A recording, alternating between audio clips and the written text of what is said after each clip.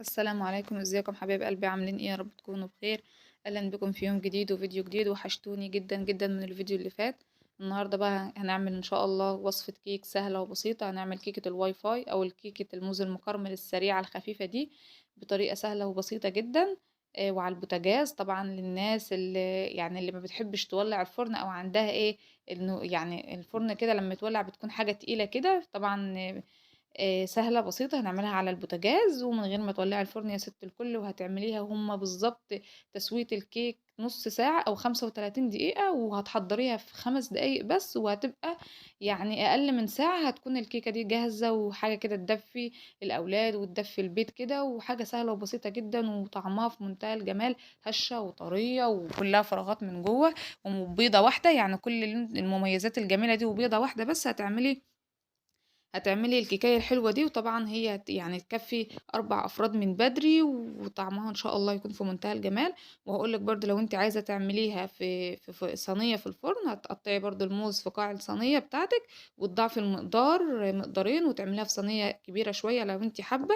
ولو انت عايزة تعمليها في البوتاجاز على البوتاجاز زي كده تبقي ايه، يعني اختصرت برضو وقت، وهي كده نفس الطعم وحاجة كده إن شاء الله في منتهى الجمال. شوفوا قد ايه قشة وهشة وطرية وطعمها حلو. طبعا كيكة الشوكولاتة هي يعني أي كيكة كده بالشوكولاتة بتكون ملكة الكيكات، وبتكون طعمها حلو، وبتكون أبدا يعني مش حلوة كده، ويكون لها طبعا مذاق أو طعم تاني خالص. تعالوا بقى نشوف المقادير. حلوة بسيطة مفيش فيها أي حاجة، علشان طبعا الطاسة بتاعتنا صغيرة، فاحنا هنستخدم بيضة واحدة. ولو انت عايزة تعمليها من غير بيض خالص تقدري تعمليها في نفس الكيكاية اللي احنا عملناها بالشوكولاتة برضو على البوتاجاز من دون بيض. تقدري برضو تعمليها نفس النظام، يعني تعمليها وتحوشي البيضة بتاعتك. احط بقى 4 معالق كبار من السكر او ربع كوباية من السكر، بس ربع كوباية يكون ملان كده، على حسب طبعا لو انت عايزة تعايري بالمعلقة او بالكوباية. يعني لو بالكوباية هتحطي ربع كوباية، ولو بالمعلقة هتحطي 4 معالق. اخلط البيضاية بقى مع ال4 معالق الكبار سكر دول.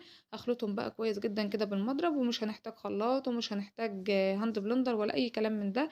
هو بالمضرب اليدوي كده، وهتطلعي ان شاء الله معاكي وصفة كيك محترمة. هنحط بقى معلقة صغيرة كده من الفانيليا او معجون الفانيليا او فانيليا باودر المتوفر عندك برضو تقدري تحطيه او تشتغلي بيه. هعمل ايه بقى تاني؟ وبالمناسبة الكيكة اللي احنا عاملينها النهاردة كيكة بالمية، يعني السوائل اللي احنا مستخدمينها مية مش اي حاجة تانية. احط بقى ربع كوباية من الزيت. نفس مقدار السكر هو نفس مقدار الزيت في الكيكاية بتاعتنا. تمام. حطيت بقى ربع كوباية من الزيت على البضاية على ربع كوباية من السكر. وطبعا نراعي ان اي كيكات احنا متفقين ان احنا بنعملها بتكون يعني الحاجة بتاعتها بدرجة حرارة الغرفة. هنحط بقى نص كوباية من المية، واحط معلقة كبيرة من الخل. يعني البضاية بتكون طالعة، لو هي في التلاجة تكون طالعة من التلاجة. ولو الدقيق في التلاجة برضه هكون مخرجاه من التلاجة من قبلها على الأقل بنص ساعة، تاخد درجة حرارة المطبخ أو الغرفة اللي أنا بعمل فيها. وطبعا المية من الحنفية عادي مش مشكلة. يعني كل الحاجات دي طبعا بتفرق جدا في الكيكاية بتاعتنا، وده عن تجربة، يعني أنا مجربة كل الحاجات دي. أحط كوباية كده من الدقيق،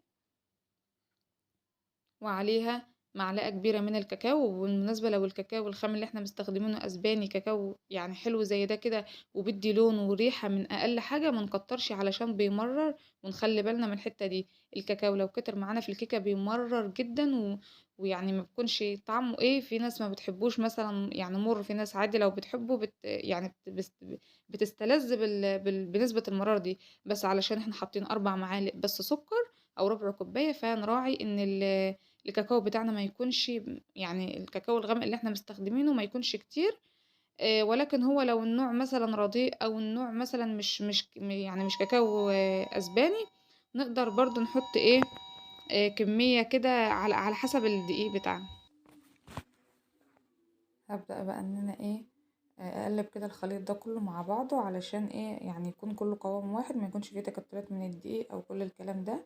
يبقى احنا حطينا بيضة بدرجة حرارة المطبخ، وحطينا عليها ربع كوباية من السكر او 4 معالق، وحطينا عليها برضو ربع كوباية من الزيت، ونص كوباية من المية او اللبن المتوفر عندك في المواد السائلة، وكوباية من الدقيق، ومعلقة كبيرة كاكاو خام اسباني.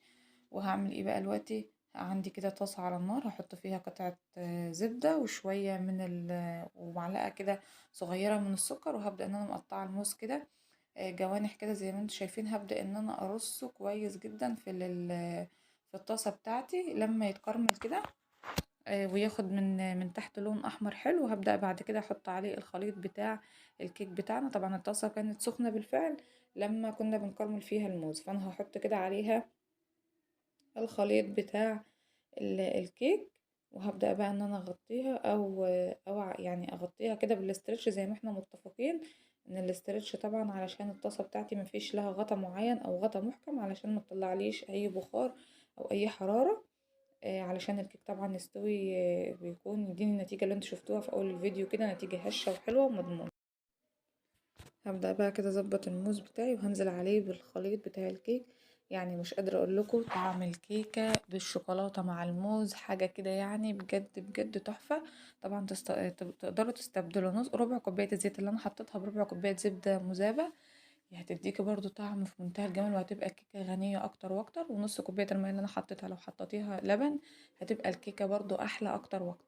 ولكن انا عملت المتوفر وقلت لكم البدايل علشان لو انتوا يعني عايزين تعملوا بالبدايل دي فيبقى تمام قوي وزي الفل.